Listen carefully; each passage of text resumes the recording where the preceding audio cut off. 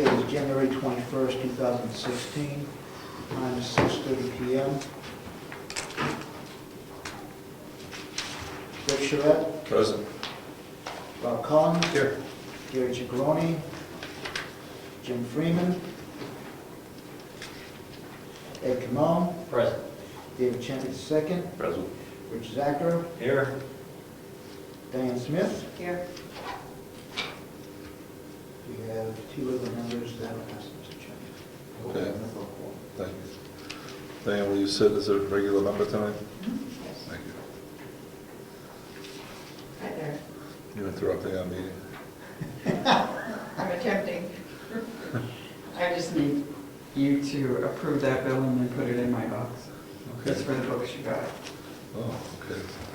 Thank you. Goodbye. Thank you. Thank you.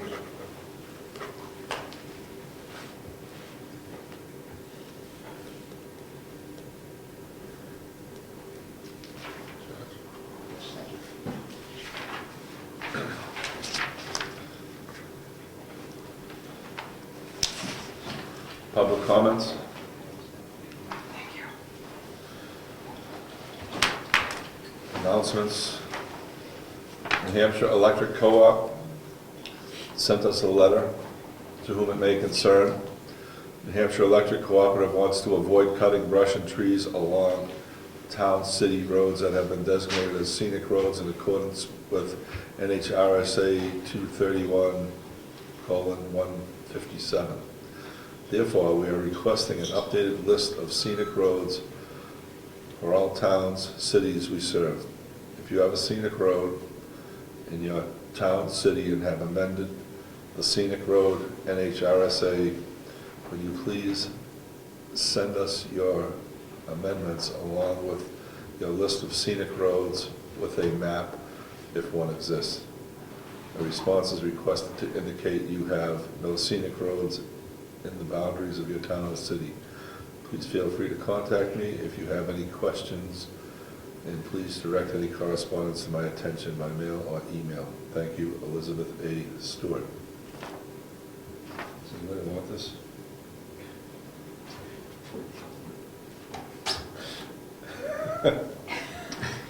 Do they even serve Brookfield? Yeah. They do? I thought we were... Stone Road, co-op, right? Yeah. At Stone Road, and Walker, Walker Road is, they stop on the Walker line, so it's Stone Road. And maybe the Tibbetts Hill that end, there's about 70 customers, I think, that are on co-op and Brookfield. But I don't think there's any scenic roads up there.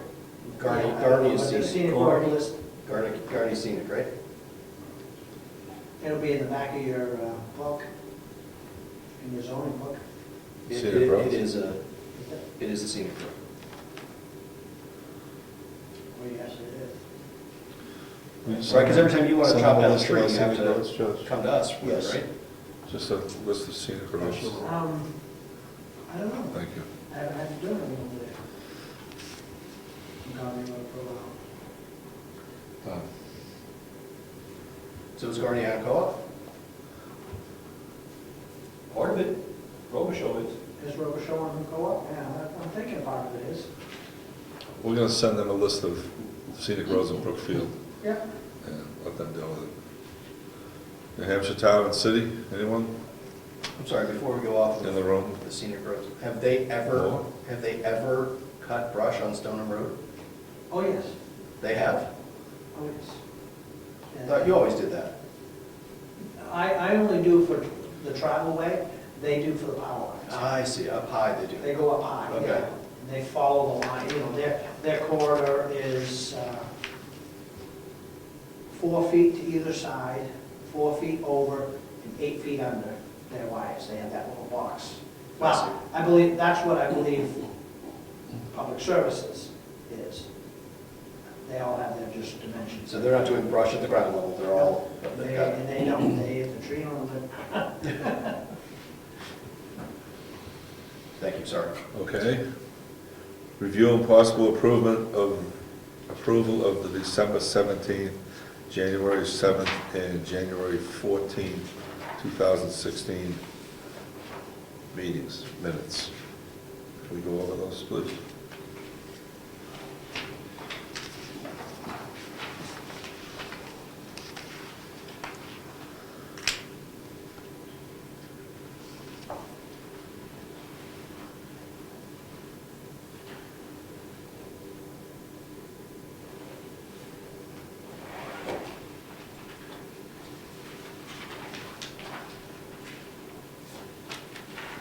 Seems like a long time ago.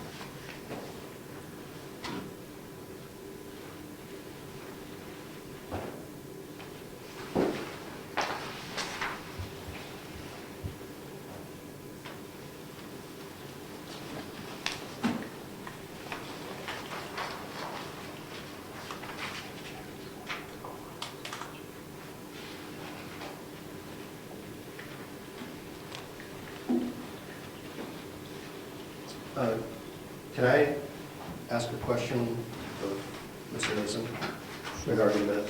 Sure. Eddie, the draft minutes read in part, Chairman Rick Surrette acknowledged that Code Enforcement Officer Ed Mason was present and welcomed his participation in the discussion of driveways and private roads. During the meeting, CEO Ed Mason provided the following input, blah, blah, blah, blah, blah. Were you providing that input as private citizen, code enforcement officer, road agent, some other thing? All of the above. So when you said, assuming that these minutes are correct, which I have no reason to believe they aren't, you said a driveway should provide access to no more than 2 residences, a private road should provide access to 3 or more residences, and so on. Those are, I'm just curious if that's like fact because those are state definitions? No. Or those are your opinions as? Strictly opinion based on personal and professional experience. So should it read that you indicate you're the code enforcement officer? Should it read, indicate also that you're the road agent? Because that certainly has some impact on this, right? Maybe not. I don't I know. think part of those questions were for every hat that I wear. So, I mean, I'm comfortable with the way it says. You, okay, Oh, yeah. okay. Thank you.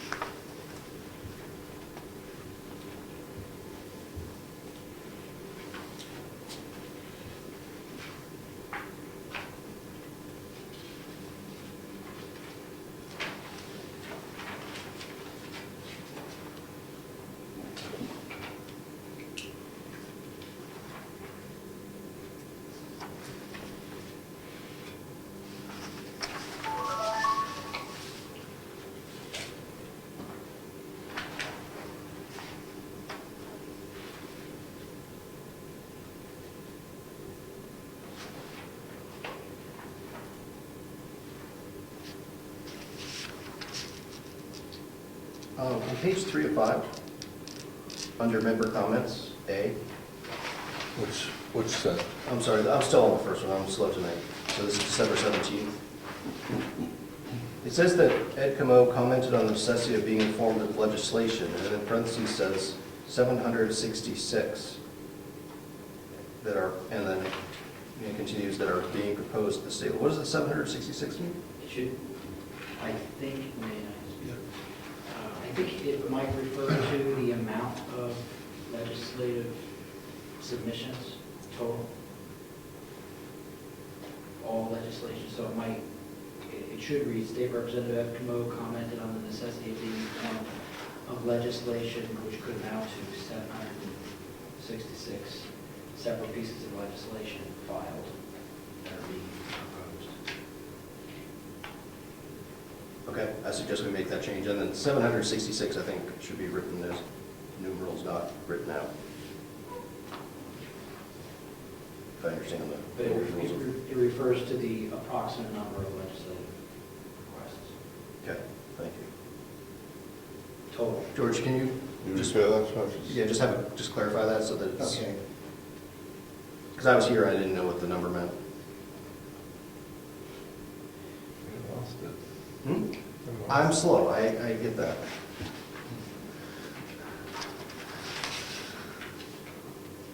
Good catch. It wasn't clear. Do you want to make a motion on each one?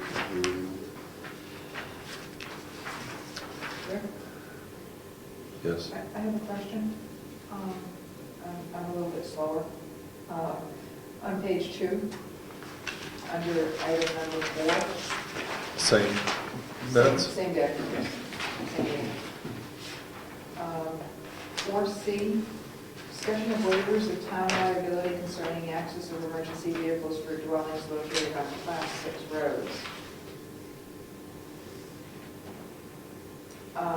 I don't have very good notes from this, but would there, we were talking about private roads, I thought, so is that accurate? Do you remember what you were talking about, Class 6 roads? Okay. It was the counter, it was the discussion, if I may, Mr. Chairman. Yes. It was this discussion pertaining to private roads and the balance of people who would be doing that and also could do on Class 6. Okay. And that waiver would cover both private road and Class 6. Thank you. Unapproved private road and Class 6. And waivers are a mechanism that is often used in situations like that to, In other towns. in other towns, to allow somebody to build Yep. what would otherwise be not buildable. Correct.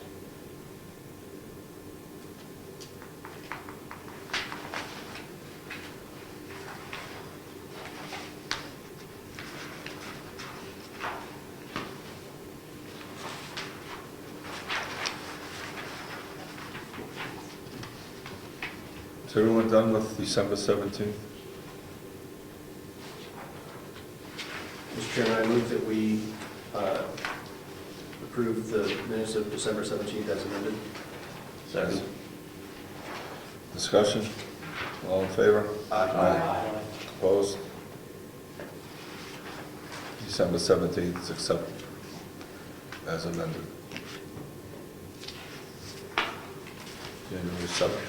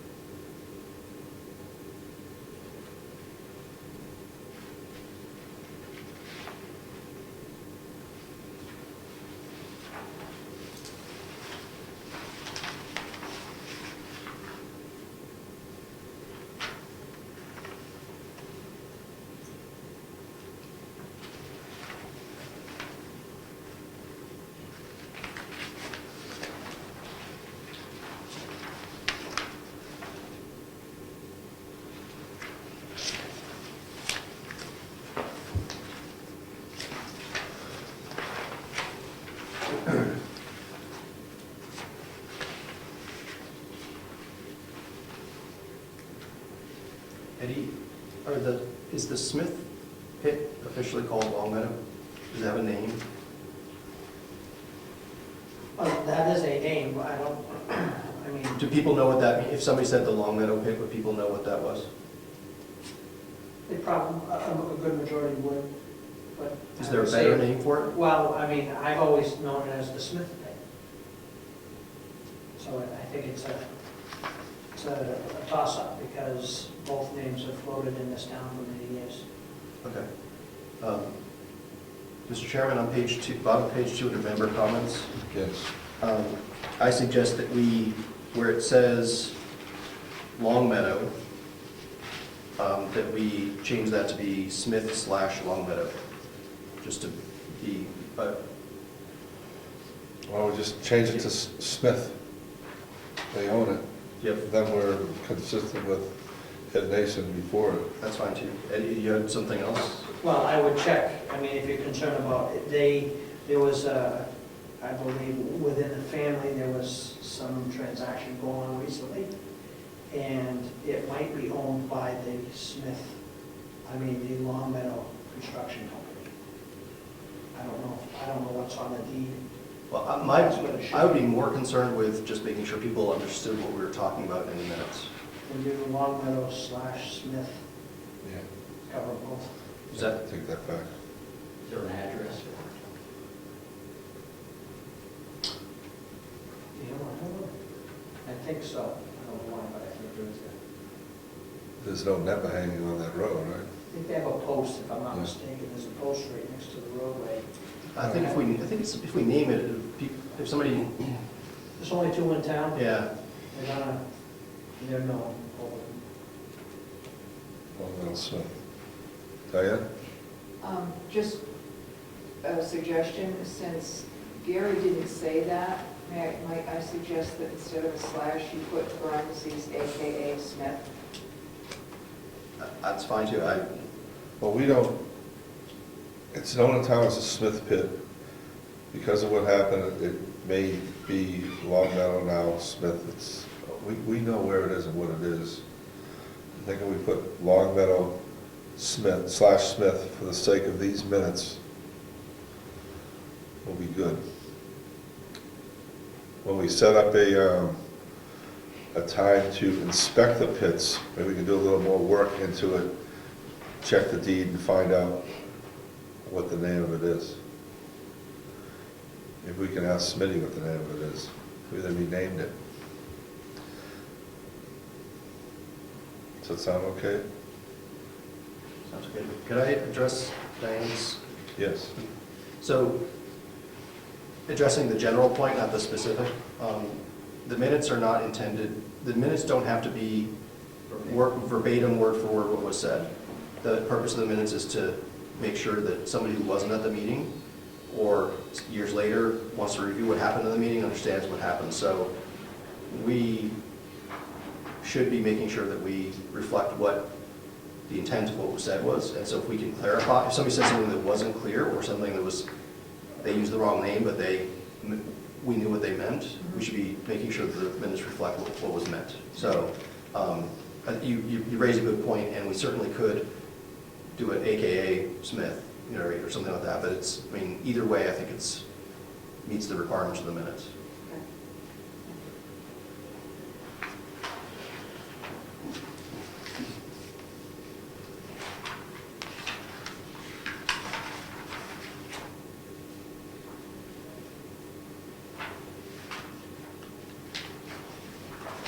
Mr. Chairman, I move that we accept the minutes of January 7th, 2016 as amended. Second? Second. Discussion? All in favor? Aye. Opposed? Meeting minutes for January 7th are accepted as amended.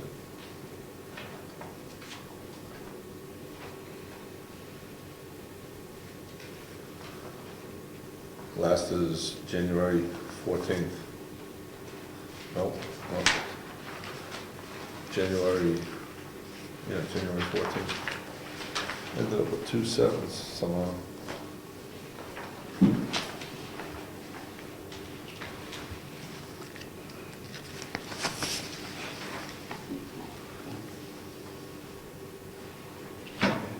I got 14. Thank you.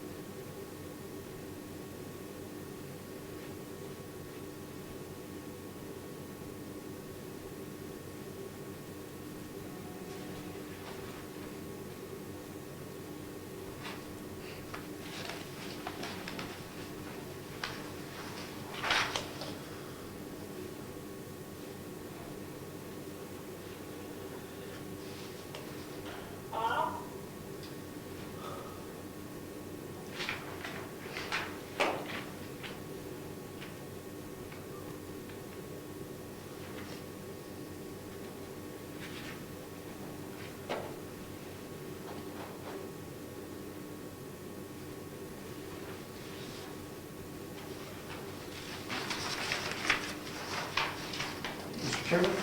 Yes. At the bottom of page 2, the very last item, submit wording of the warrant articles to the town clerk.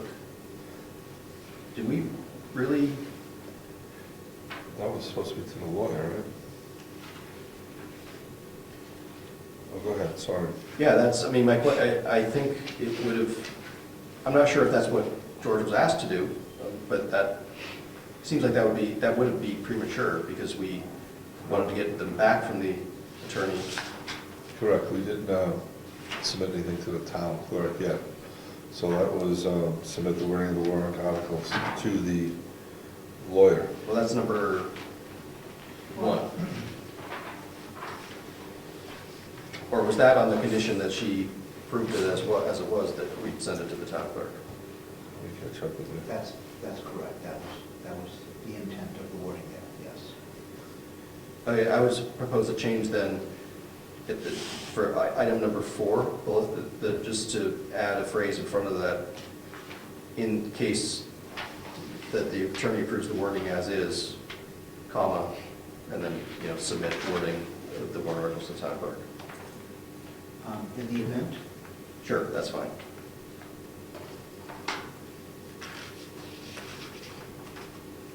Can they go to her or not? You? To go to the town clerk. Okay.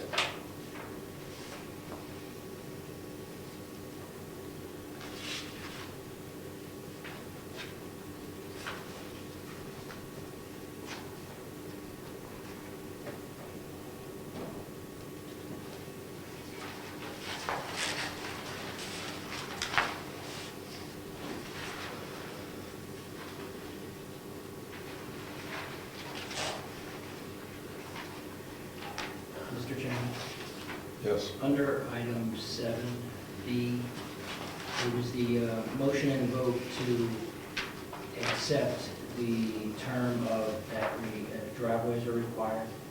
Now, I know we didn't take a roll call vote, it just says all members in favor and 1 opposed. Would it be inappropriate for me to ask that my name is put there as opposed? don't think it's necessary. You want it on there? So change where it says 5 members in favor and 1 opposed, change that to 5 members in favor and Ed Comeau opposed? Is that what you're looking for? Yeah, I think that's fine. If that's what happened. I mean, usually if you do a roll call vote, you do that, but it wasn't a roll call vote, so it's right up to the chair. You add Ed's name to the opposed, Judge?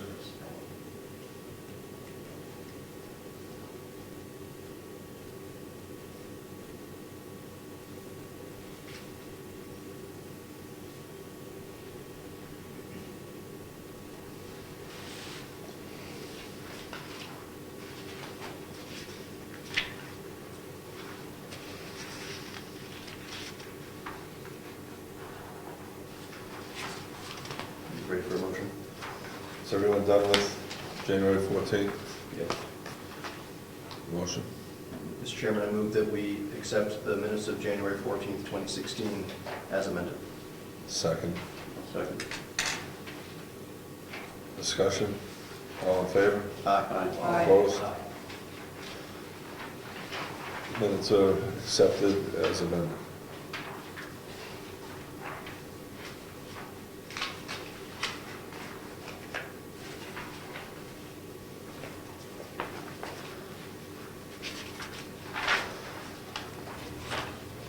On the agenda, there's nothing in the new business. Yes? I was reminded by just reviewing the minutes that we had intended to put pit inspections on the agenda as new business. I'll at the next continue. meeting. I'll continue. I think that we have Sorry. to put, Sorry. we got to get this pit thing taken care of. Now, from what I heard from the earlier discussion, we should check the deed and find out who owns that Long Meadow Smith pit. And would you do that, Judge? Yes. And then just presumably find out that it's Long Meadow and Smith. Will you call Smitty and ask him what the name of the pit is?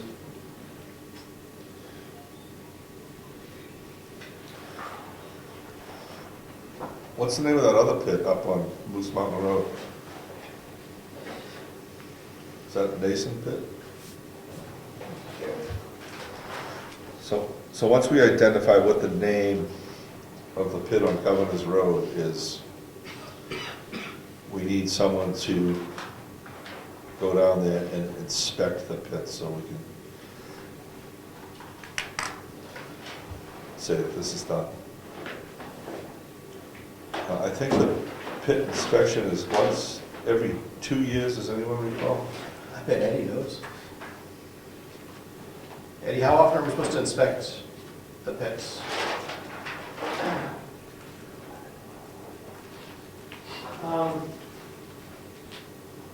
I think it was every year, once a year. And I don't know if that's hard and fast rules, but quite a ways back, that's what the planning board had decided.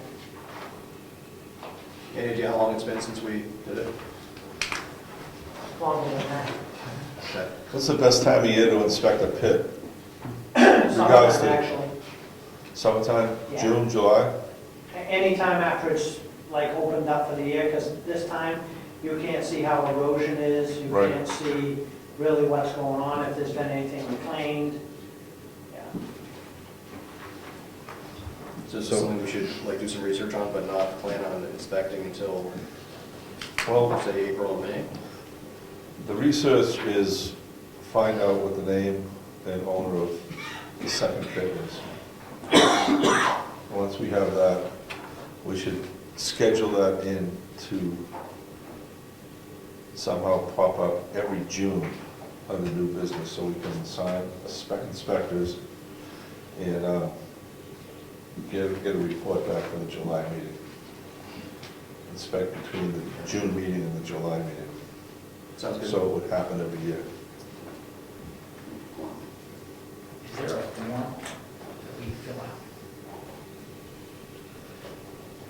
And if there is, was there one for the previous time it was done? I have no recollection of that. Would you know if they've used a form in the past? Nope. What does the inspection, if you don't mind, what does the inspection entail? What is the planning board going to look for? It's kind of formality for us, having the pits that they are being grandfathered. And I can't speak for the Smith's pit, but the one that I happen to own has been in operation before the 40s. And it has a very generic, basic reclamation plan. It's a handwritten statement saying, plant a few trees and grass. So, because there's no big engineering, it's not a huge mining operation and whatnot.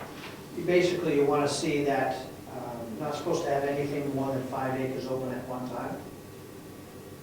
So that's pretty much all you're looking for, making sure there's nothing, great washouts and runoff going into the water.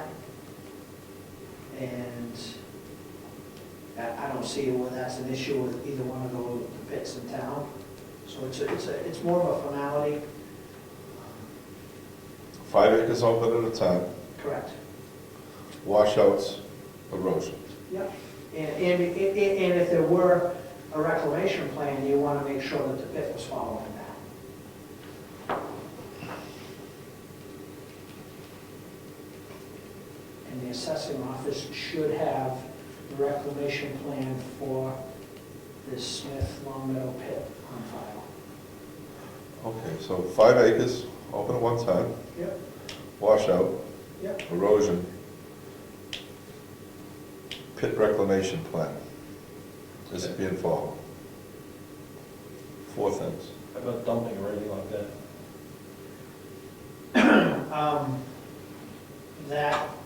That is, I guess you could say you're checking for illegal dumping if you wanted to. Yeah, we're not going to turn it into a landfill. Correct. But is that specific to a pit, or is that just a general? Well, that's why I'm general saying, rule of thumb? I don't think it applies solely to a pit, that sort of, that might, you you're allowed to haul stuff in so that you can process it, you're allowed to haul in your stumps and pile them up, that's all part of pit operation, so, but you don't want to be hauling in used cars, junk cars, but we have other zoning that takes care of that too. Judge, will you make a 1-page form, gravel pit inspection form, and have 5 items with check boxes next to them? Pass, fail. And the items are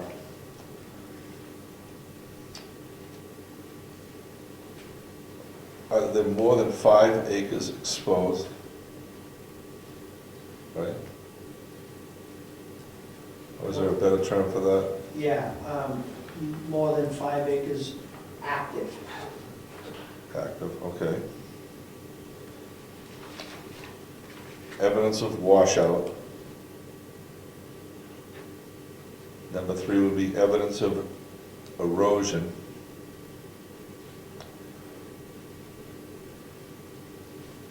Number 4 is pit reclamation plan being followed.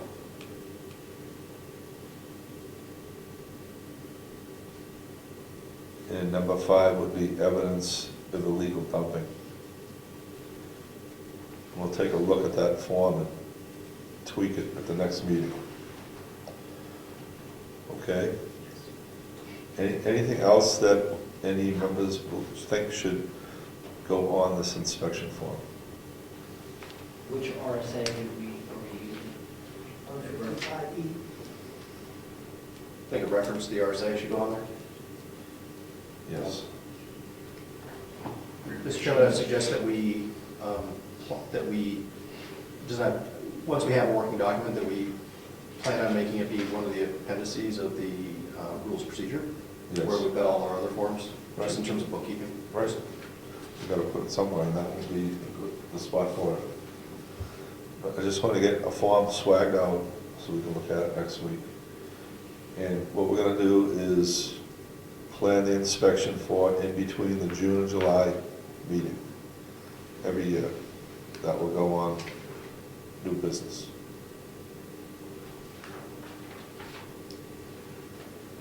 So it's just gonna show up, and we'll be reminded, and we'll assign or ask for volunteers to check out the pits, fill out the form, and turn it into, I bet the RSA says. Is it, the RSA saying we have to do the inspection?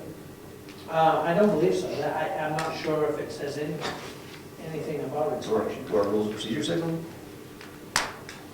we could That's keep it, something. we could keep it as a record here. Which RSA was it again? I'm sorry. 155E.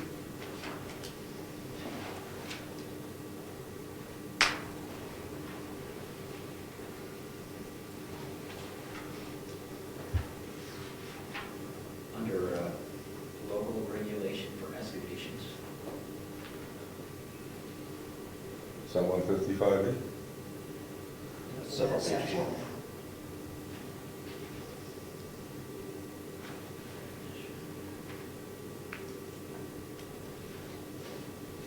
There might not be anything in there because, I don't know, because they're pretty regulated by the state.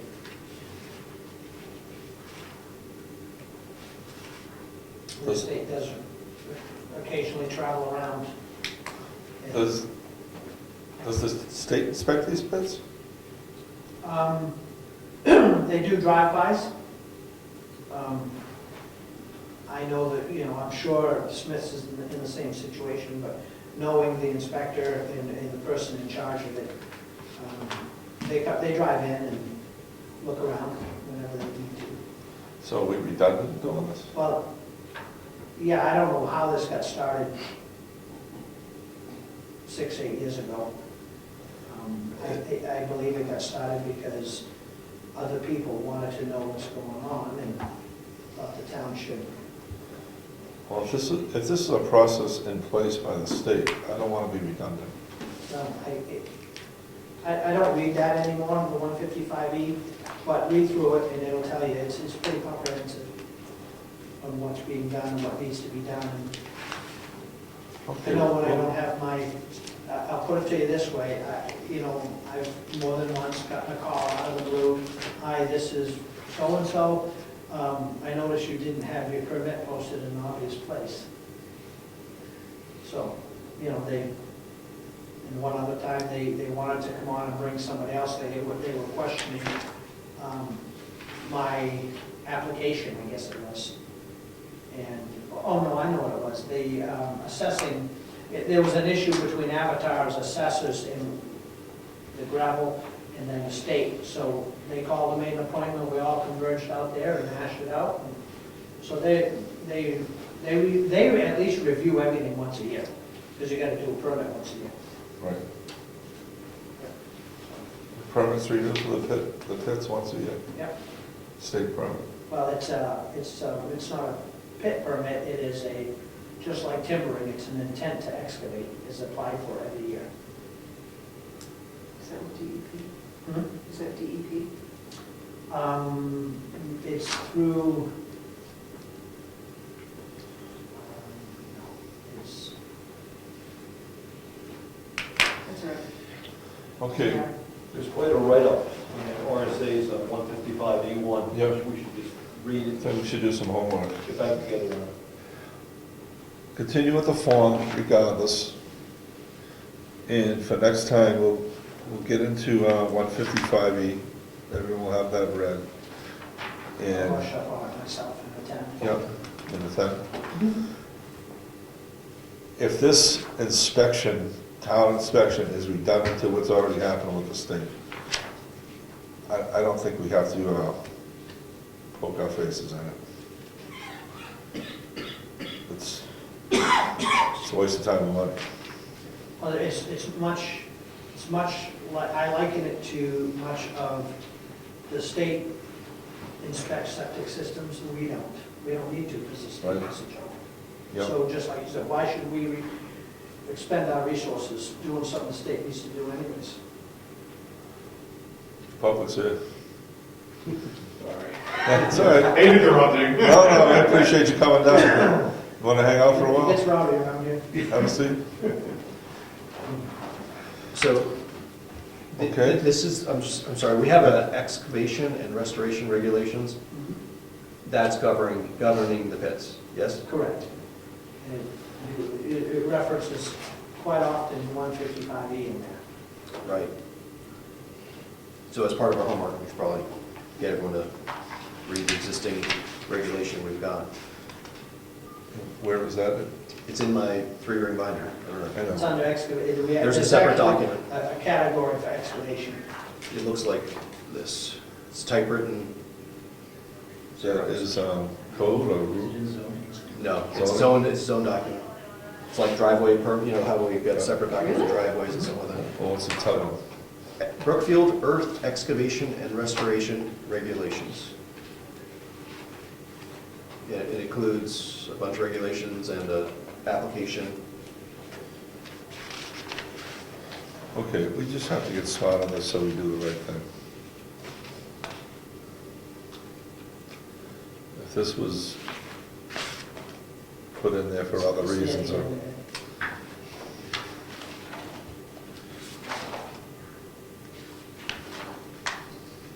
okay, so we're making preparations to do this and improve on it, and we're also looking at RSA 155E to see if this is a worthwhile adventure, right?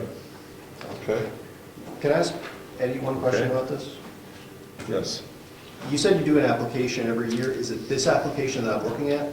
No, it's just like the timbering, it's called an intent to excavate. And that goes to the selectmen, like the timber? The selectmen sign it, they review it, sign it, it gets shipped off to the state. We're an agent, basically, that form is just like the timbering. The town of Brookfield is an agent to file the paperwork and collect the taxes. Okay. So then at the end of the year, you have to file something that says how much you, A report of excavated material. okay. So it's same exact process as timbering. Yeah, they often come mixed up in the mail, and they get sent to us every year. Okay, so this application that we've got in this ancient document, do we even need that? Like I said, I stopped looking at all, I just do the same thing every year, because when they send you the permit, they send you the reports to save and fill out at the end of the year, and then it's just kind of a routine thing. That's what we're gonna get into, Okay. spring But project. I will review it myself, and I will give you my personal opinion on things next meeting. So it's my understanding that we don't allow pits in town. It's not a, By special exception. So a new pit in town could conceivably open up. It has to be, I believe it has to be appealed through the ZBA. to the planning board. I'm not sure, maybe it is the ZBA, because it would be a special exception. I don't know, much like timbering, it has its own separate kind of regulations and guidelines. Okay. You want a pit? I don't think so. You have an old one? Oh, yeah, little. I mean, I think they just used it for personal use, but it's not like his place. I want a pit. There, that's a lot of aggravation. I did it, put it in the lake. That would be good. More fish. Fish habitat. Okay, we're off this. We don't have to motion this or anything, right? No, you just put whatever you want on the agenda. Oh, for George to build a document? No, I think that's fine. Yeah. Do a motion next time to turn it to a working document if we like it. Right, okay. All right, we're on to old business. First is we have the proposed wording for the warrants. Does everybody have that?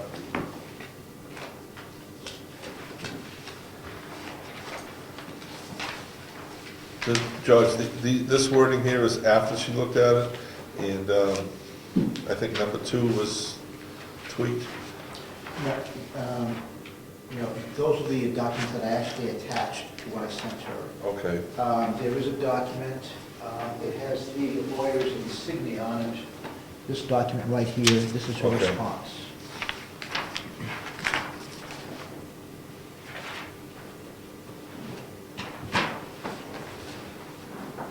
if we look at this, does everyone have the lawyer's response? George, is it the same as what you emailed us? No, the lawyer's response is right here. I'm sorry. Yes. Yeah, okay, you forwarded that to us. Thank you.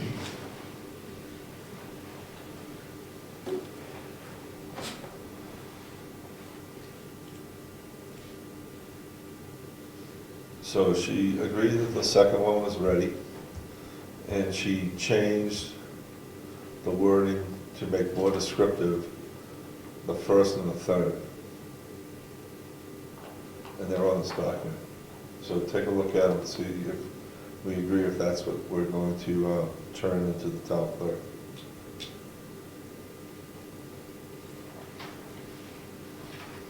Mr. Chairman, I move that we use the attorney's suggested wording for the warrant articles. Second. That's 1 and 3, correct? The intent of my motion is that we would keep number 2 the same since she approved that, and replace the wording that we had proposed at the last meeting for 1 and 3 with her suggested change, with her suggested language. Okay, can we see number 2? How that's worded? It's actually on that in the first document. With that said. Yeah. Oh, okay.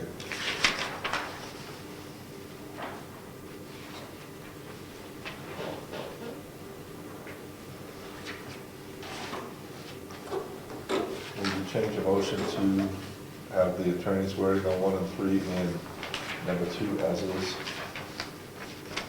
Well, I'll change it on a way to accept these 3. The attorney's 1 and 3, and George's number 2.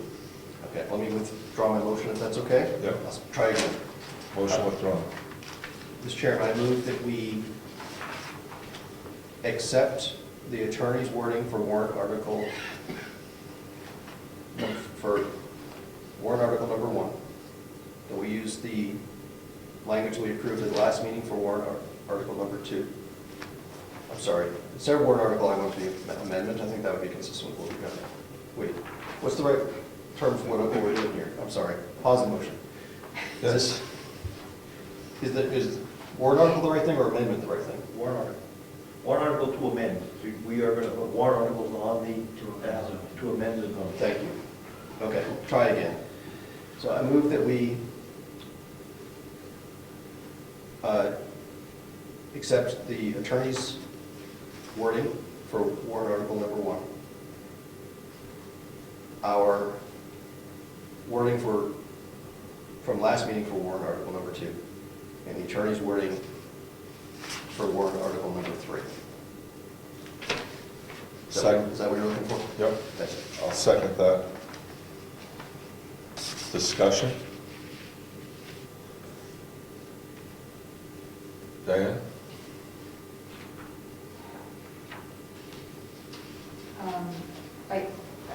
I don't have any,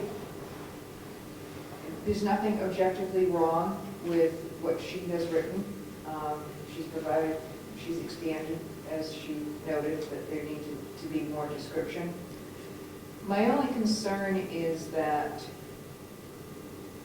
in these 3 warrant articles, the descriptions of the warrant articles that will appear on the ballot, there's a mix of both summary and actual text of the changes. And I don't know, I just wanted to bring that up because it might be confusing to people or give folks the impression that what they're reading is all that there is and not go further and find that indeed there's more words in the actual changes that would take place to the zoning ordinance than is represented in the language that will be on the ballot. In about half of the items, it's detailed, in the other half, it's summarized. Now, as we discussed at the last meeting, people still have the opportunity to go and look at the actual language, and as I recall from the minutes that we just approved, that there will be a description on, or that will be posted on the website, what those changes actually are. Is that correct? Yes, So- and there'll be a written description in the room. Oh, the actual language will be available? In the room during voting, correct, Judge? Yes, the planning board, of course, we didn't do that last meeting. And ahead of voting, right? So for like between now and voting, that table will contain The actual the actual. language? And so even if somebody was in the voting booth and said, "What's this?" and asked somebody, they'd be able to point them to the table and say, "Hey, why don't you take 5 minutes and go read it?" So you know what you're I voting. guess, so back to my initial comment being that there's a mixture of summary of the language and the actual language being represented in the ballot. People aren't going to know which is which unless they had taken the time to look. I don't think I think that it's not, I support the motion, don't get me wrong, but I just want to point out that that's the case and just bring that up for, as part of our discussion. I've never seen a warrant article with parentheses and underlines in it. And she sent it back like that.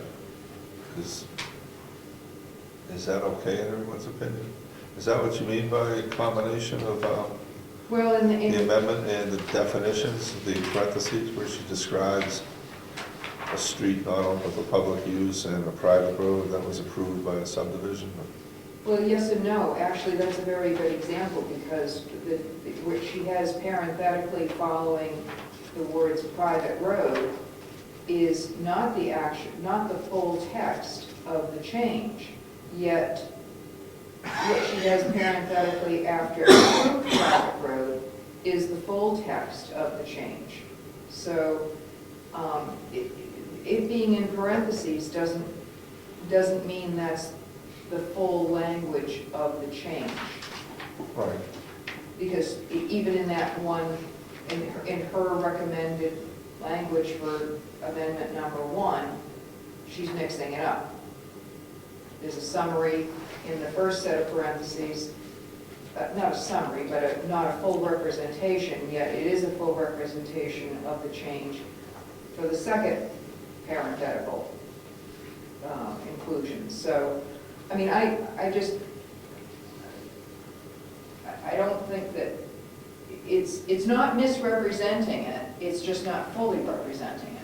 There's a big difference, Right. in my opinion. So I just wanted to make sure that everybody knew that But if we look at how we worded everything, there was no definition in it, but it was, we had talked about the full changes will be on the table. And that's the way they've done these in the past. So she changed 1 and 3. And we got a motion on the table to accept them as is. You pointed out definitions and partials. I pointed out our parentheses, okay. So, and I seconded that we accept them as is to Rob's motion. So the question is, are we okay with this, or do we want to stop it and make changes? Rob? So I'll just give very briefly my thoughts on those two issues. The question of which is to be exactly what's there or not. I would view it as it was just happenstance that the approved private road definition all ended up in the warrant article because it's, I don't know what, 10 words or something like that. I don't know what I would take out to make it, I mean, it's already very succinct. Right. And so I would view it as just happenstance that one of the definitions ended up in there verbatim, and that what she was trying to do was have a summary, and just that the summary happened to be exactly what the exact wording was, because it's concise. And I'm okay with that. So my understanding is there should be a summary that's not misleading, but doesn't have to have every word and every nuance, because in many cases you'd end up with a warrant article that was several pages long, which would be unfair to the voters. And approved private road, there's not much to it, so that's Right, why it all ends up. right. I'm not surprised that it all ended up there. I'm not sure which word I would remove, right, Okay. to just still have You meaning. don't have to. And regarding the parentheses, I think, and the underlining, I think the underlining makes it clear what the exact term that's being defined is. You Okay. could do it with double quotes or something like that. No? But I think that I'm okay with the underlining. In the parentheses, if this is going to be a sentence, which I don't know if it's required, but warrant articles generally are, it seems like a sentence long. The sentence structure has to be complicated if you, instead of parentheses, you're using semicolons or commas or something like that. So I think that the parentheses actually make it clear, the underlying parentheses do make it clear what this is being defined, here's what generally what the definition is. So I'm okay with that. Okay, I'm comfortable with that. Any more discussion? So number 3, it's gonna read up to this point, and then, it's gonna read what she has here exactly. Yes.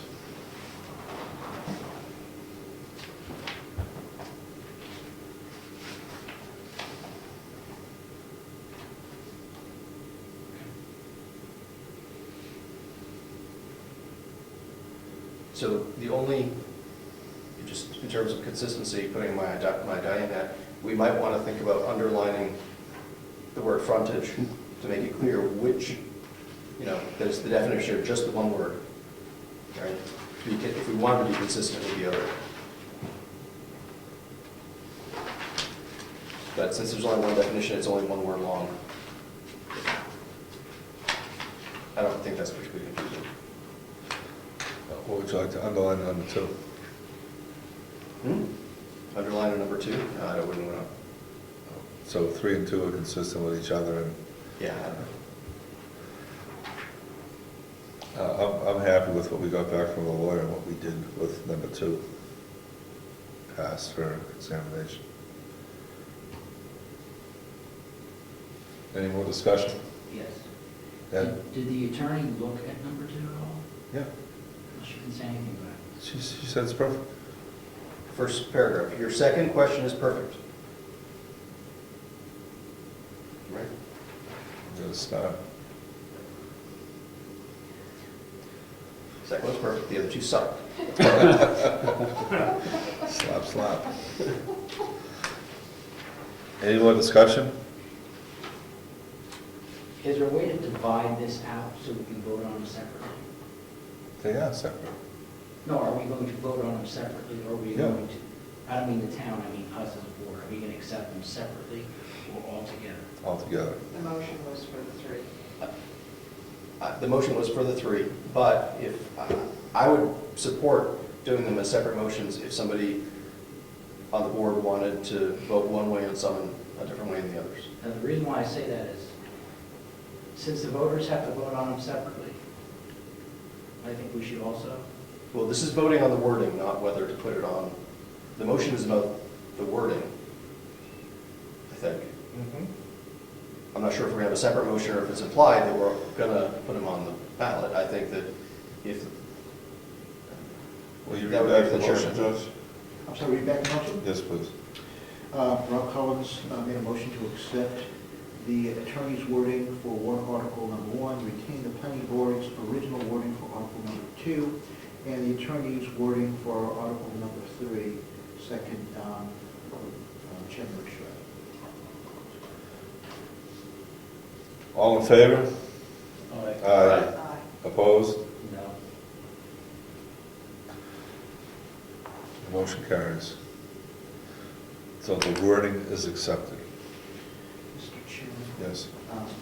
if I may, I want to just get clarification as far as the document that I'm going to be putting for public access. The one, what I'd like to do is use the same wording as the one entitled Approved Zoning Ordinance Amendments for Presentation at the town meeting. The only exception is I'd like in each one of these to remove the parentheses and the word amendment in A, B, and C, if the planning board so agrees.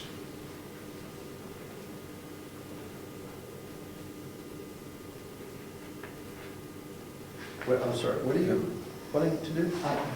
I'm looking at, am I looking at the right document? Yeah, this one right here. Okay. I want to get permission to be able to use this document, but I'd like to remove the word, in order for clarification, see in A, where it says, the proposed changes listed in the section below are in regards to the proposed wording for warrant article, comma, amendment 1. I'd like to remove the comma and the word amendment. For warrant Article 1. Yes, and then do the same thing with the others too, with the planning board's permission. This document has not been approved by the planning board. I was just told to send out something, and so, you know, whatever the planning board wants to do, that's fine.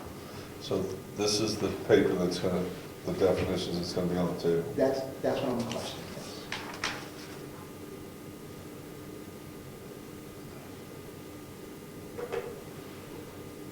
Would you please say it again, for at least me? What do you want to do with this document? Yes, in A, where it's, after the word article, I want to remove the comma and remove amendment, so that it'll read, the proposed changes listed in the section below are in regard to the proposed wording for warrant Article 1.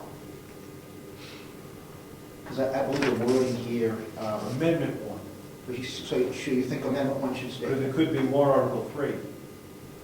We'll do it to all of us. Propose to do it to all of us. The selectmen determine where that goes.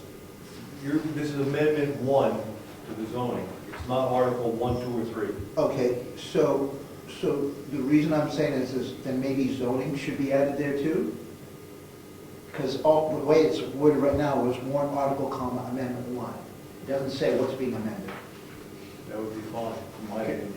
Would it be, another alternative would be that we just take the wording we just approved and put that in for where it says A, just put, are you in favor of amendment number 1 of the Brookfield blah, blah, blah, right? Put that in there where this bold text is.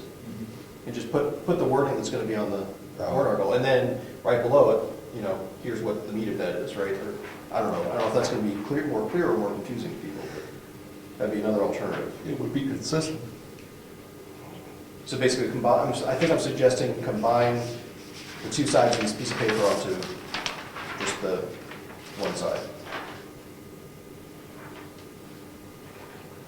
It would be consistent because they would see what's on the ballot and what's on the description.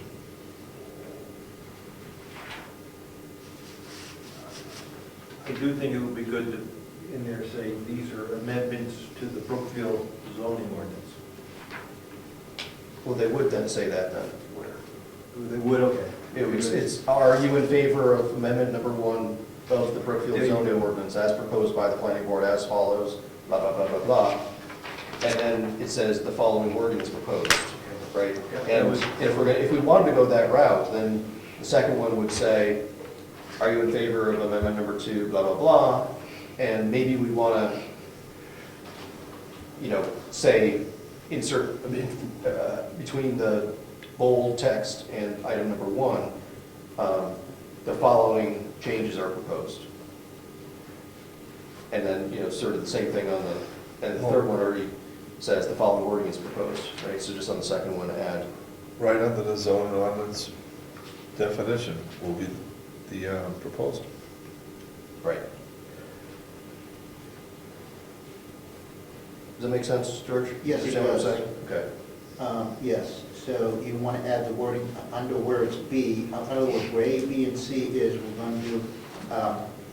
going to use the wording that the attorney has suggested. And under B, we're going to say the following changes are proposed. Is that correct? Yeah, so insert there, George, I don't know if you can see this, but insert there Yes, that's exactly what I as normal text, not bold, right? So separate, and replace the bold text with the wording we just approved in the, exactly what I have, yes, okay. one final thing, and this is just nitpicking, but under road private, the numbered list, it's number 1 in parentheses with a period. Usually you'd either put a period or put parentheses. I'm not sure I've seen both be used, but I would just suggest pick one or the other. The reason I did that is Word would not cooperate with me. So I had to work around it. Because the number 1 for road private, it kept on wanting to put A, B, and C in there. And I was specifically given instructions to put 1, 2, and 3 in there in order to comply with the standard that's already in our zoning ordinance. So that's why I did that, but yes. Can you make Word do one or the other? You should be able to just Type them not in. have the Can. inner list be a numbered list and then manually put in the 1, 2, and the 3. Yeah, the problem is if you look on B, it's already in there, so what happens is, oh, yeah, it just wouldn't cooperate. But I'm sure that I can come up with something. So you lose the parentheses. Use the parentheses. Okay. Is that okay, Rob? Yeah, that would make me just so thrilled. I'll be able to sleep tonight. I have a motion to put the definitions on the, I have a motion to put the warrant articles as headings on the definitions. Second.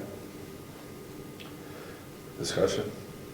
Diane? Can we make sure that this is clearly identified with a heading, what this really is for voters? It's a, I mean, there needs to be a title on this document and a date. Up above everything? Yes. Right now, it's approved zoning ordinance amendments for presentation at town meeting. Right. Well, that's not for town meeting, and, I mean, there just needs to be a title on this and a date. Can you suggest one? No. Will you suggest something? You guys had a great discussion on how you're rearranging this. I'm not gonna touch that one. Oh, we're just looking for a title. Zoning ordinance amendments. Warrant articles. Zoning ordinance, warrant articles. Zoning, 2016. say it again. Rob? Zoning ordinance, warrant articles, 2016.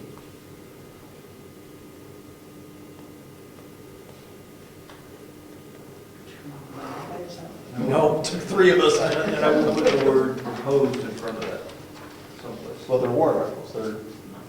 They're going to be the warrant articles, right? They are going to be, yes. If you want to put, if you want to put Yeah, proposed, no, they are the warrant articles. if you want, they'd be proposed amendments. Yep, they are, that's fine, you're right. But it's also the proposed amendments on that page.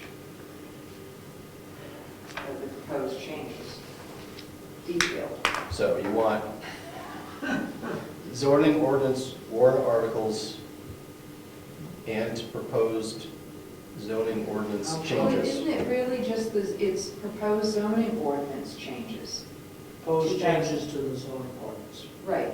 And the warrant articles are the manner in which that happens. But the meat of this is that it's the zoning ordinance changes.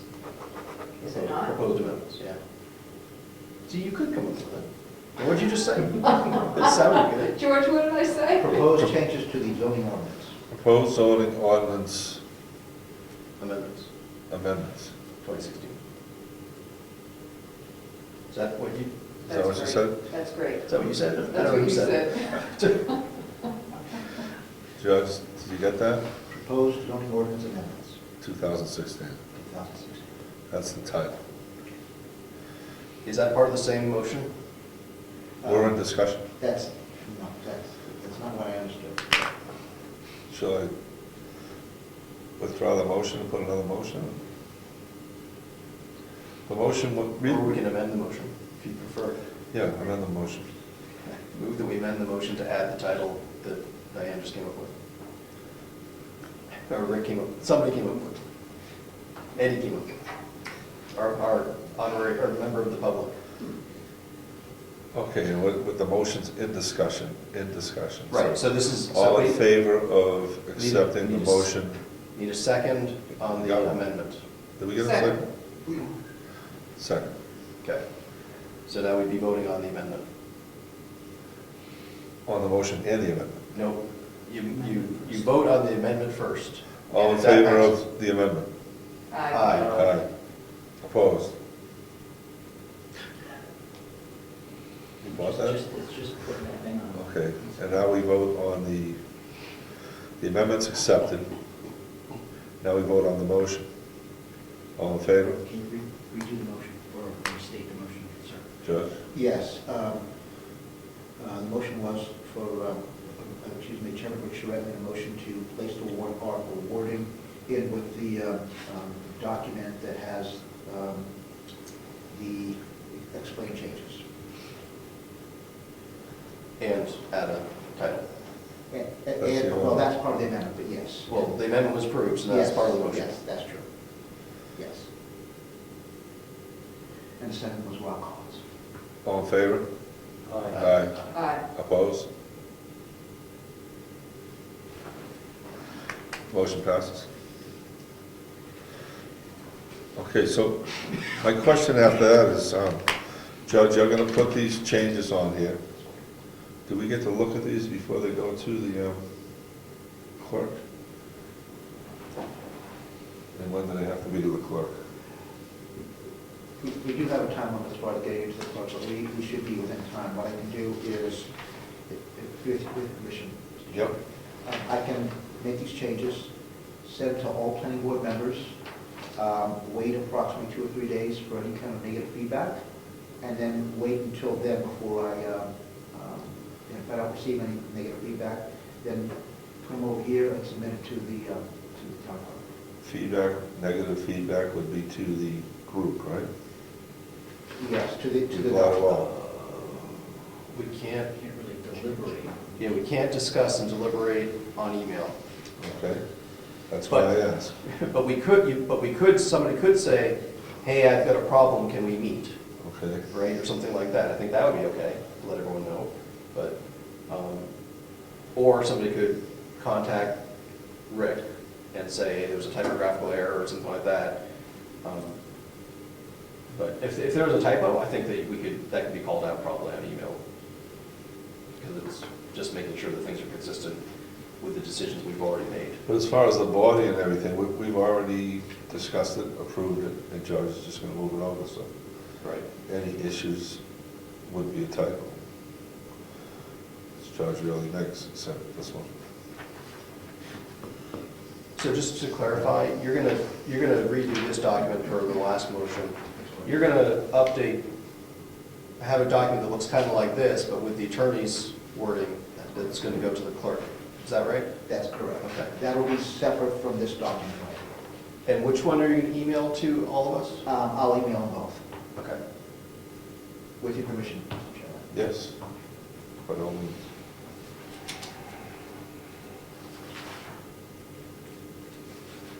Yes. Is it a requirement that the public sees the completed verbatim warrants that we agreed to, by a certain time? The answer is yes. I'm saying, or do we have another hearing? You don't need a hearing, but they'll see them. They will see them on the ballot, they will see them on the table. We don't need another hearing, because we didn't significantly change what was presented. And they will see them on the website. Yes. So it says somewhere that if we don't do any extensive changes, we do not have to have them see it. For the selectmen, it says it the other way. If you don't have extensive changes, you don't have to have another hearing. And this is just housekeeping, rearrangement. I There's no only bring it extensive up- changes. I only bring it up to make sure that we don't rush into something and find out later we were supposed to have another hearing to make sure that the public saw the actual articles as their warrants as they're written. Very good. Okay. Mr. Chairman, Yes. I'm sorry, I just want to bring up one other thing. The planning board had also decided last meeting that they wanted copies of documents that show the original wording so that the public could compare our changes to those. I just wanted to make sure that everybody understood that, unless the planning board decided to change it at this time. And George is correct, we did say that. So would the original wording be with this?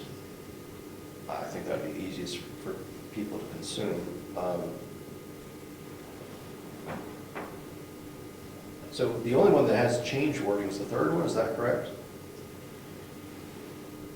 Yes, the first two are definitions.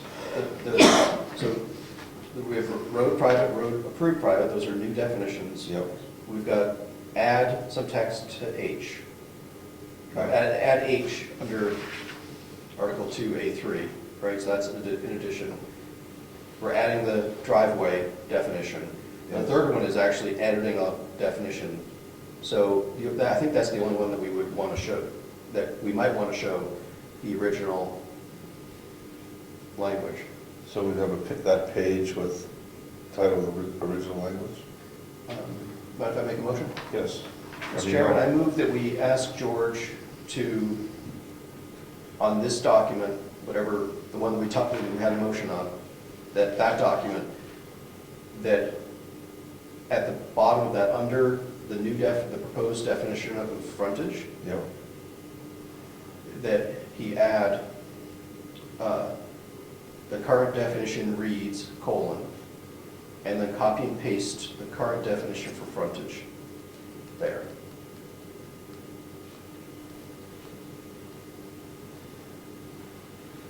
Paste the current definition.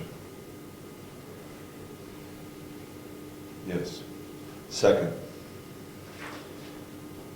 Discussion?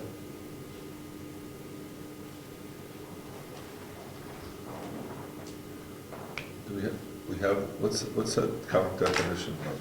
Yeah, should be able to find that. I've seen it here somewhere. On one of the minutes.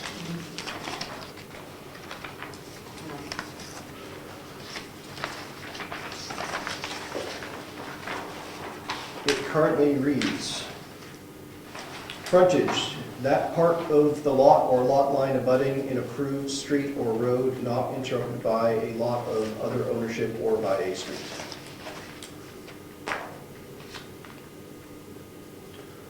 Oh, okay, I got the new one there.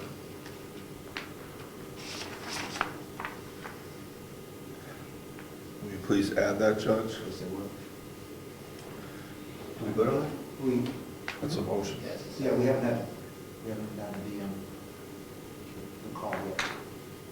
So the motion and the second's on the table to add this, correct? Right.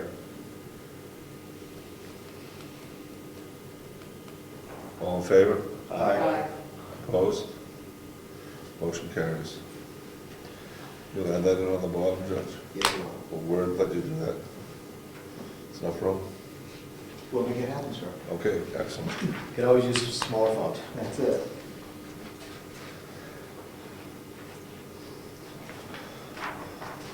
Thank you for all the work on the warrant articles.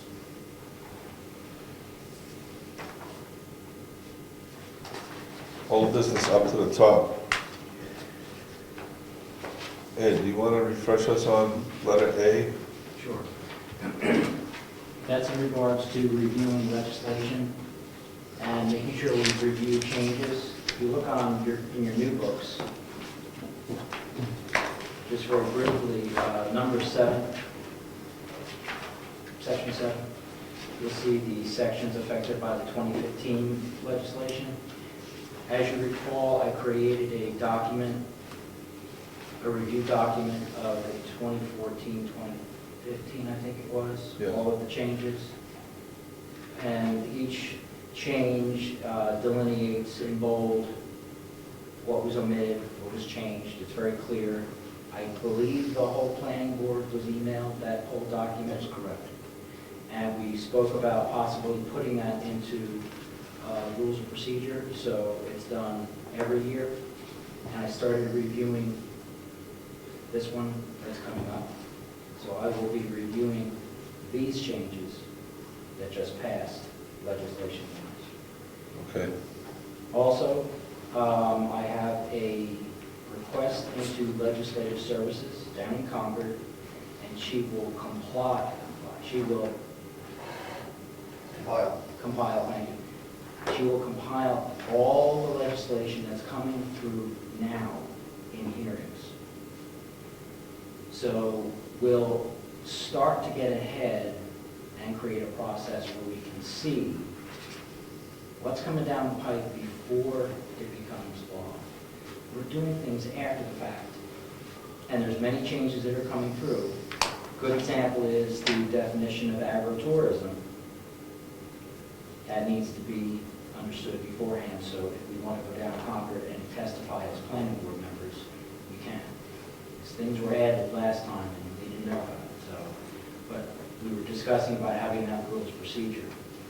And what I would also propose is that whoever is the state representative, that should be something we should ask them to do, which is go to legislative services every year to compile that list.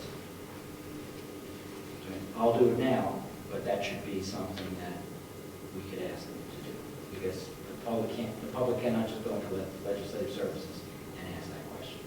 It's for legislators. So just to recap, I'm going to start doing the new ones. The old ones are already done. We need to put that review book or the act of the review in a rules of procedure, and at some point, I would like to see that book when it's done on the agenda at some point, at a time when we have time to review. And as a board, review the changes. So we can see, I believe, farm, when they talked about animals, that had changed.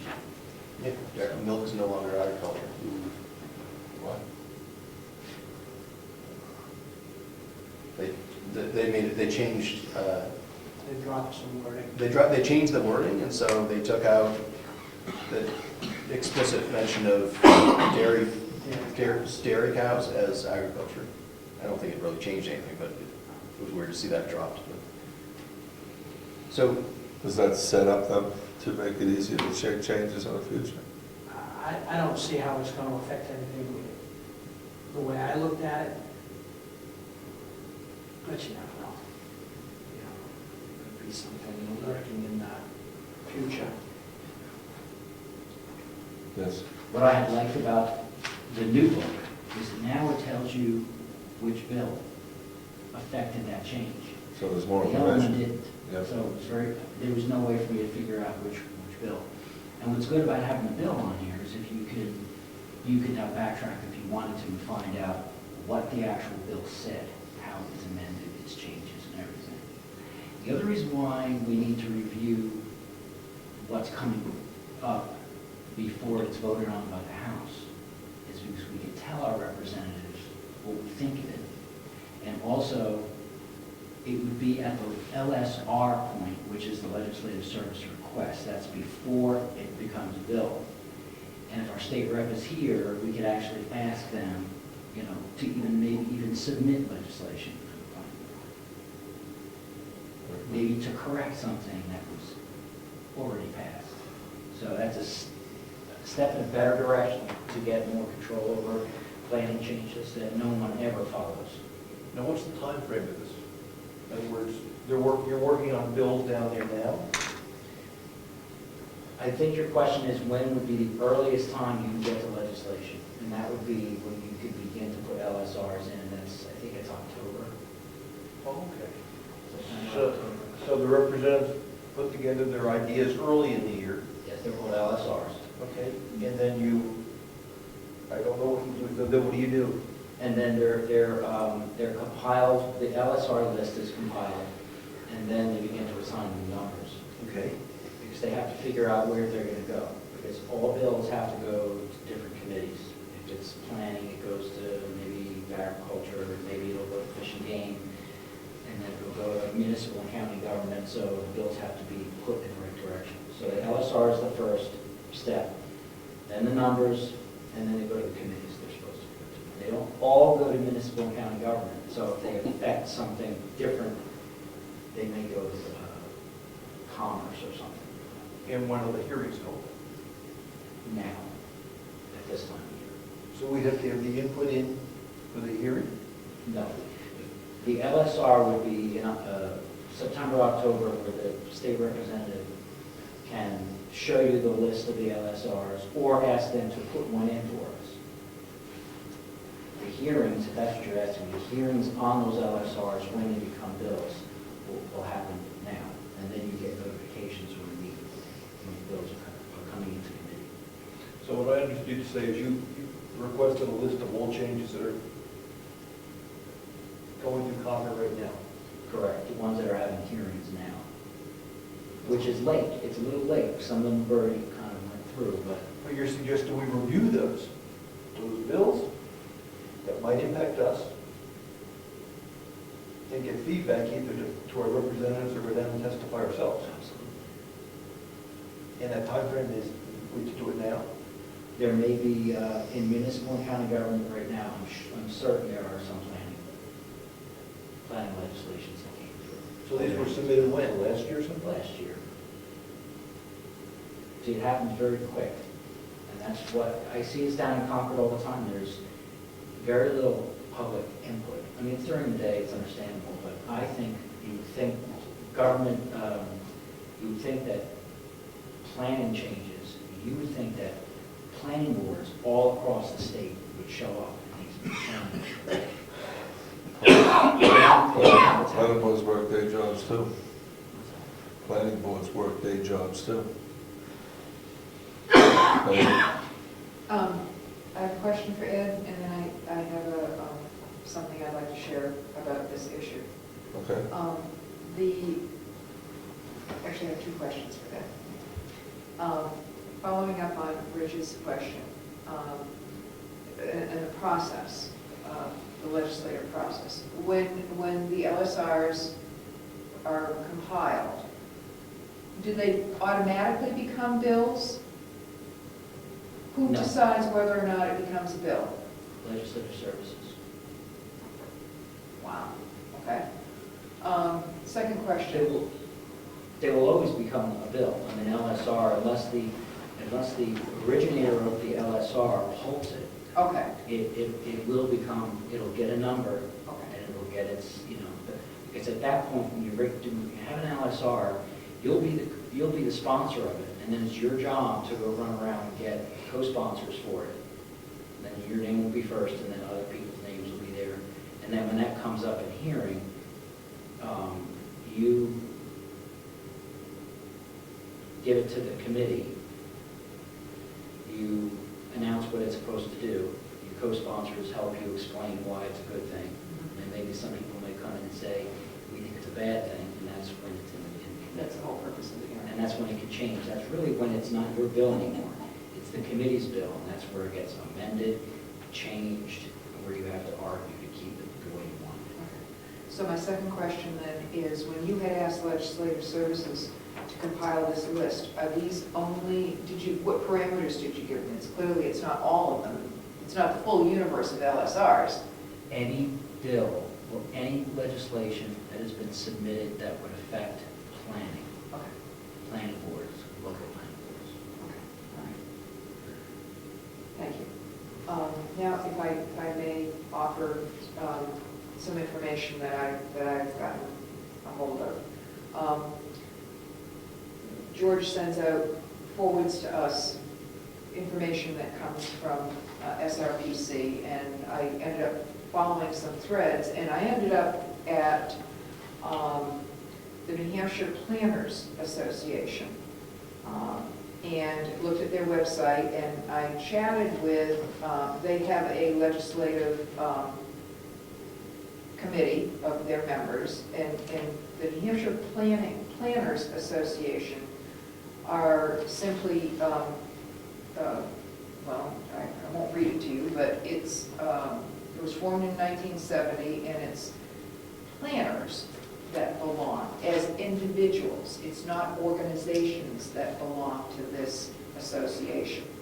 because I mentioned, I told this gentleman I spoke to today that I'm an alternate on the planning board, and he said, well, it's not the planning board that becomes a member, it's the individuals. And it's primarily for professional planners throughout the state. Towns primarily make up the bulk of the membership, I understand. But they have a legislative. Elected planners? No, professional planners. That were hired by the town. Hired by the town, Okay. right. But planning board members can belong as individuals and can participate in their activities. So I was interested in talking to somebody on the legislative committee, and that's who I'm speaking to today, Scott Osgood from the town of Enfield. He's the town planner. It's a small town, relatively small, near Lebanon.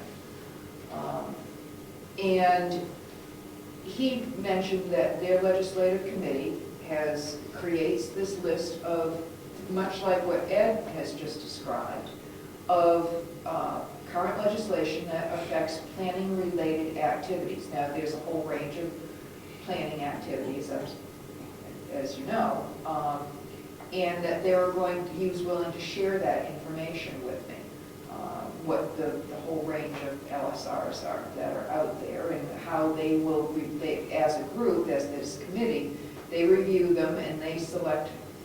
I don't know what their selection process is, but it's open. I was invited to go to the meeting. So my point in all of this is that I think that what Ed's doing is a great idea, and I'm just suggesting that perhaps we might want to pursue another resource. They have all of these, there's this group that monitors this. 4 of the members of this committee are attorneys that have been doing this, I guess, for quite some time. In fact, one of them is speaking next week in Rochester. I'm going to go to the meeting. So I just point that out, and whether I join personally, I'd share my information, of course, with the group. But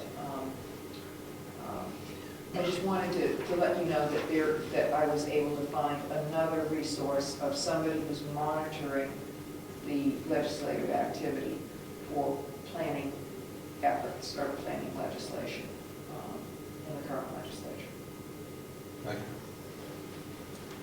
Rob? Just real quickly,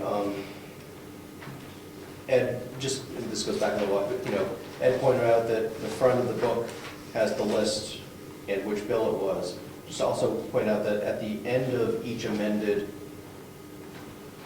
section, there's a list of amendments by year. The most recent is at the top of the list, and it'll sort of very briefly, not with the level of detail that Ed laid out for us, very briefly says what changed as part of that. So In each section. in each section. Yeah, that's So what I had to read. right. So like 91A:3 had 4 changes and with that, and there if you go on page 97, which is 91A, the end of 91A:3, it's under 2015 it lists what those changes were. So is this book better, or has this been happening all along? The amendments have been there all along. It's just, I'm not sure how. I don't know the previous ones had which bill It didn't changed it. The last one, not the green book. Now, this started out as checking for changes that affected Brookfield. Right? And it also was being reviewed just to make sure, as a planning board, we're up to date on changes as they happen. Because if you look at this excavation document, it said that it was accepted in 1991. I mean, I'm just saying we should be aware of changes that it may not even work to the law anymore. I don't even know. Okay. I just don't want it to get out of hand and beyond what we can reasonably do as this board. Just saying. Rob? One other comment there, Ed probably knows the website off the top of his head, but there's gencourt.gov nh.gov or something like that, they have a tool where you can search LSRs by keywords and by number. It's not always. For instance, the system wasn't working. They redid the computer system and it hasn't been working. So, I was using it a couple weeks ago, but it was working, but yeah, anyway, it's another tool that anyone in the internet can go and maybe search on something that they might be interested in. but you're not, if you put that keyword in, you're not guaranteed. I never trust that, those searches. Yeah, it's searching the titles, Exactly. not the body of the changes, so it's a limit, it has some limited value. And the reason why I said use legislative services, because, I mean, they are so thorough, and they have to be. So they literally will know, because they have to know where the bills go, so that they know if they've covered them. Yes. And I have a further comment about the New Hampshire Planning Association. Did you have a comment? Oh, sorry, I have a- okay. If I'm not mistaken, the New Hampshire Planning Association is a professional association. Is that correct? Like, it's a, you know, how architects will have, you know, the International Architects Committee or something like that. Well, it's a union. So it's a professional organization. It's not like, it's like a nonprofit No, association Well- of planners.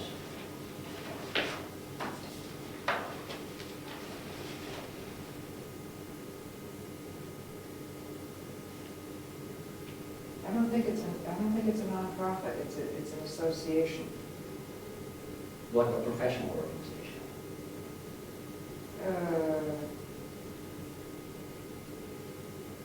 Professional planners, planning board members, and individuals with an interest in planning are all welcome to participate in the programs of NHPA.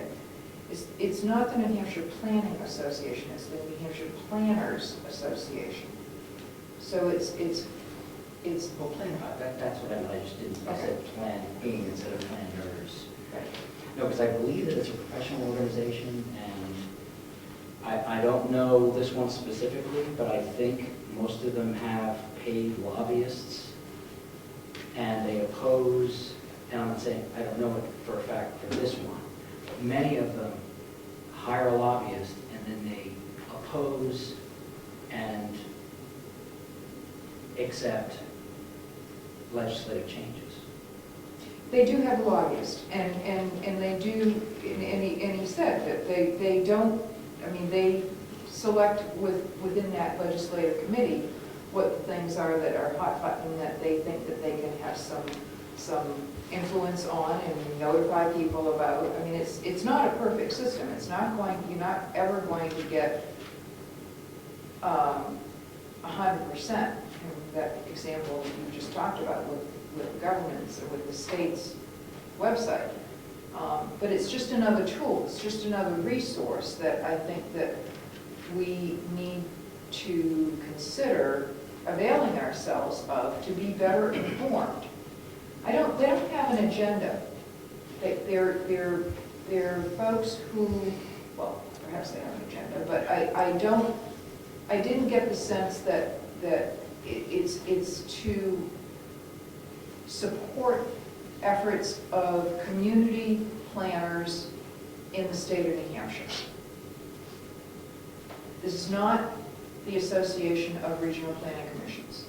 It's a completely different organization. I mean, as the New Hampshire Association of Regional Planning Commissions is a professional organization, they certainly work with a political subdivision, which is the Regional Planning Commissions, to actually promote and oppose, what's the other word, oppose legislation? And Support. Support and oppose legislation. Now, I'm just going to interject my opinion, which isn't really the best thing to do, but I just can't help myself. We're supposed to have elected planning boards, or I know some of them are appointed, but I just don't get a good feeling about dealing with professional associations that are opposing and taking positions on legislation, and then, at the same point, working with planning boards with planning changes. That sounds kind of like a, I don't want to use the word subversion, and I know it's just an extra. All right, we're still in meeting. Okay, okay. I think you should check it out, Thank you. and that's it on old business. Public comments. Ed? Member comments as pertaining to Brookfield. Yes, I have two. Ed, Rich? The selectmen have wrapped up the preliminary budget, and the planning board budget we've reduced by $2,000, specifically in the administrative assistance area. We took that down to $5,000, and that was based upon the pay and hours put in by the other assistants that we have. If something comes up and we run over, how do we get that back? And we have to come to the selectmen and talk about it. Okay. If something comes up and we run over, we'll come in and talk, and We'd like to know what you're working on, sure. You know, you Okay. can tell us what you're working on and why. don't shut us down. No, All right. not gonna shut you down, but, We're not gonna run out of money in October or something. well, you might. You gotta We'll look at, cancel all the planning board you meetings. gotta look at, you gotta watch the budget. The point is, I mean, we've got other people that have 2 meetings a month, 2 sets of meeting minutes a month, and office hours. And that budget comes in less than the administrative assistant for the planning board. So we just couldn't justify that expenditure. And if you start to provide additional information as to what you're doing to consume those hours, that would be very helpful. It's different boards, Yep. different work. Yep. Just bear that in mind. Okay? And number 2, we're putting a warrant article on to rescind the town vote to support a CIP. After doing 2 of those, we just don't think we're getting a lot of value out of that process. Now, there was a suggestion made that the selectmen put in the town report a plan of what we see as our expenditures for the next few years and how we're going to fund it. We think that's a good idea, we'll do that. But this process of us giving numbers to the planning board and the planning board digesting them and giving them back to us just doesn't seem to add a lot of value. So we were going to put that warrant article on. We get members from everybody, not just the selectmen. Yeah, but you get it from the selectmen. I mean, the only one that was a unique one was the cemetery, I think, this year. The Yeah. $20,000 came from the cemetery trustees, but I think the rest came from the selectmen. Okay? Put it on. Yes, May I ask a question? yes. On that proposed warrant article to rescind the CIP, will the language also include the commitment for that to appear by the selectmen in the annual town report, what the future? That's not in the warrant article the way it's drafted today. We can talk about it at our next selectmen's meeting. Can you read us that warrant article? Can I read you that warrant article? It says something to the effect of, to see if the town will vote to rescind the vote made in some year, I thought of the year, to have the planning board to have the planning board perform a CIP. All right. Comments? No? Think it's the wrong thing, right thing? I'd have to get back to you. Okay. Kind of feel a little hijacked right now. Okay. We're going to have a hearing on it, and you're welcome to come. I mean, that's why it's an open hearing. It's going to be February 4th. We're posting that in the paper this coming week. Primarily to give input on rescinding it. Well, no, to give input on the budget and all the warrant articles. So regarding CIP, I don't know about this one in particular, but there are a bunch of things in the RSAs where they have, the warrant article's got to read this to turn this feature on in your town, and a lot of times they'll have the same thing for turning it off. Is this one of those cases? Did you run that wording by the attorney yet, or? Not Okay. yet. Okay, so just a heads up, there might be something in the RSAs that say what the wording of the warrant article ought to be. Absolutely. And regarding whether or not to whether I like the warrant article or not. I would agree that we haven't added a lot of value, but I would also agree that there is a lot of value in planning ahead. So I'm certain that if you guys, the selectmen, did the planning ahead instead of us, it would be much more efficient. Right? But I think that there is a lot, I just want to put out there, I think there's value in planning ahead. Absolutely. And making people think ahead of time about what money they want to spend. Absolutely, and I think we do it, we should just document it. There's value in having another set of eyes on it. Just to go over things, collect the data, and give it back to you. It's just a checkpoint. Understand? It's pretty quick, it's pretty easy. Yeah. We spent 3 months on it. Oh, yeah. Okay. All right. I agree with Member Collins. I think it was a valuable tool. I think it was our first one, right? Move to two.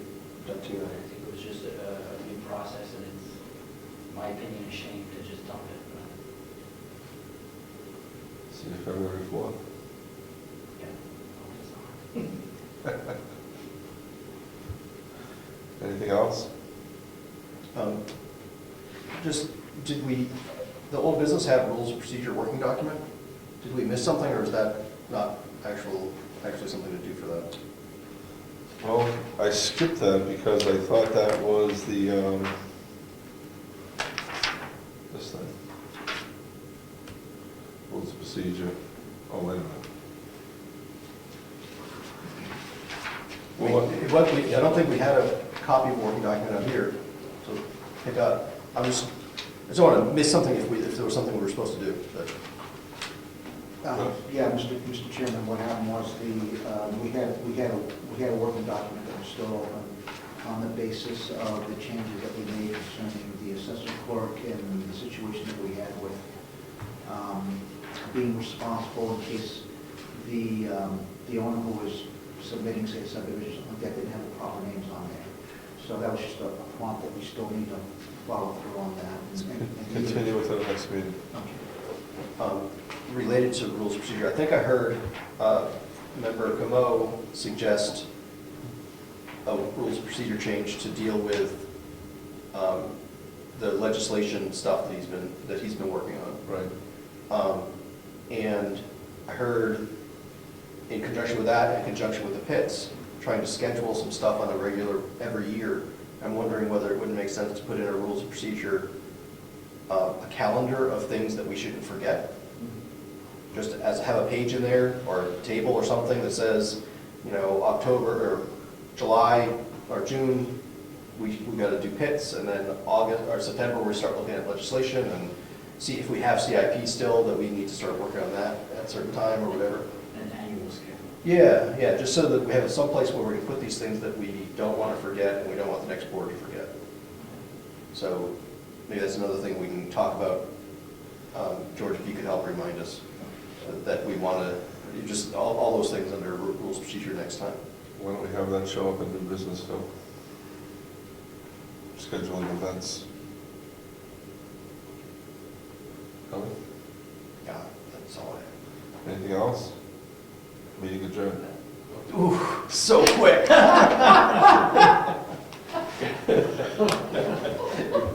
we have member comments? I didn't know if we were in member comments. Oh, we were in member comments. May I speak? Meeting's adjourned. Speak. This will speak, but you just can't make decisions.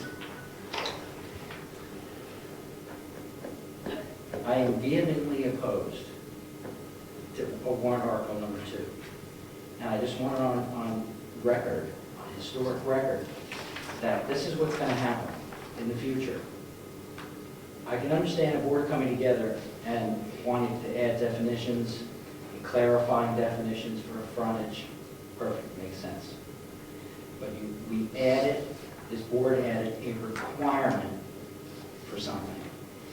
This driveway requirement began in this meeting as coming up with basically almost building a road into somebody's house, up to somebody's dwelling. Well, we scrubbed that. You scrubbed it. Mark my word, after we're not here, some other board's going to see this and build upon this, and and they're going to, this is gonna soon say, the driveway is required and must be built under these. And it's gonna go right into the way it was back in New Jersey, where the people's driveways become a quasi-owned road, telling you this is where this is going. So this is why I'm vehemently opposed to it, and I just want it on record that I said that. I don't understand why we are trying to protect private property here and we're requiring something. Are we paying for it? Are we making them put it in there? I'm just opposed to it. Good point, and you're on record. Thank you. We put your name on it. Actually, I don't have to ask you for permission to speak, the meeting's over. So we got the code enforcement officer here. Even though it didn't say explicitly driveways were required, if I understood correctly, you told me that, if I asked the right question, you told me that driveways were already required. That, or at least you never had a case where somebody built a dwelling that didn't have a That was driveway. my response. Okay. I've never had a case where somebody wanted to build a new home but not build a driveway. And so all along, you probably wouldn't, When somebody does apply for a driveway, I simply use the permit to notify me as road agent of the location so I can adequately size a culvert along the town's right of way. I say nothing about how long it's gonna be, how wide it's gonna be. do they even need to build it? Do they need to? No. If they apply for it, and I go out and I calculate the size of the culvert, and I put that on the permit, because there's a space for that, that's what our permit's for. I write down, 15, 18, whatever the culvert size is, and they receive it. They're not required to build it, but if they want to make permanent access to that across, exiting our roadway that would disrupt water flow, they do have to install that culvert, Because it's in the right of way. because it's in the town's right of way. And, sorry. So just one final thought, Ed, would be that if, let's say that warrant or amendment number 2 passes, and you're still cheesed off about that, we can certainly, either as a planning board or you as an individual, can draft another warrant article to clarify it further, that you don't have to build it, or you don't have to build it past the right of way if you decide to build it, or, make it, say explicitly, and there are no, beyond the right of way, there are no requirements for how it's constructed. I mean, I bet people would be certainly open to considering such an amendment, and certainly as a petition warrant article, it'll be easy to get on the ballot. Perhaps it'll fail. And perhaps it will fail, right? Probably might have thought more about it, suggested that you do away with the driveway permit, my end, and call it a curb cut permit, which implies that it's only to gain access to the road right away. Beyond the right of way would have no implication. Good point. Anyway, so I think that, sounds like Next year. sounds like this Never going back. sounds like this has never been something that somebody's tried to not do, and it's probably not going to affect anything. But I will say, in its defense, we did have an acting, because it falls under the road agent's duties, but we did have an acting person who was doing that, who was kind of ruthless. I see you driving in and out of that part of your lane, you have a driveway person for that. That's something that lived in my house, wasn't it? No, He hears that voice at night. not the one that I'm thinking of. And I said, I swear he's in oh, the did I house. say it was me? And I said to him, driving in and out of this part of the land for 3 generations, I don't think we're gonna get a permit now. So, like where I'm near my cemetery, that dirt road? Yeah. Am I supposed to have a driveway permit for that? And maybe there was one, I don't even know. I'm sure, I can remember that being there when I was, Yeah, well, the cemetery's been there forever, right? So- right, but there used to be a sawmill way up behind there. When I was a kid, it was the biggest sawdust pile.